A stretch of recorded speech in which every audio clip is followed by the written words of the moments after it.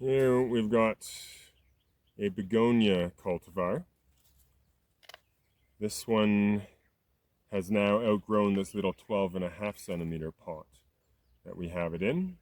And we want to put it into a 20 centimeter pot so it can look like this. Get more size to it, have larger leaves, and effectively just give it more root run and more space to grow.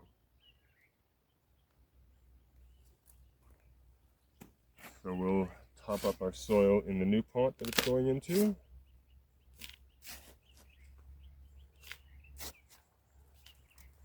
Level that off.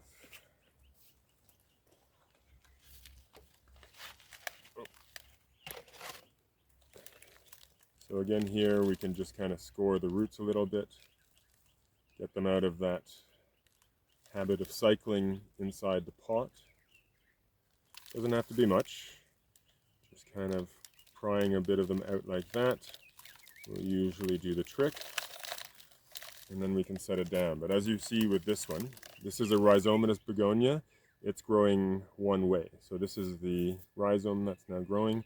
What we want to do is to make sure that we're not putting this rhizome right up against the new pot that we're going to put it in.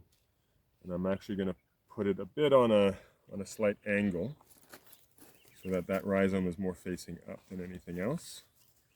I can just hold up the leaves like that to then make repotting a little bit more easy.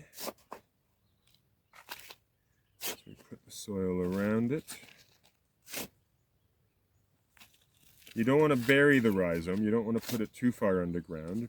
Putting it a little bit is not the end of the world. It will right itself. But there we go. So that will take a bit of time to grow in.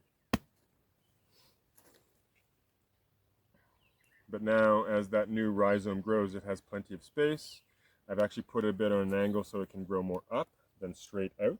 It will still want to grow out, but it'll right itself in that sense.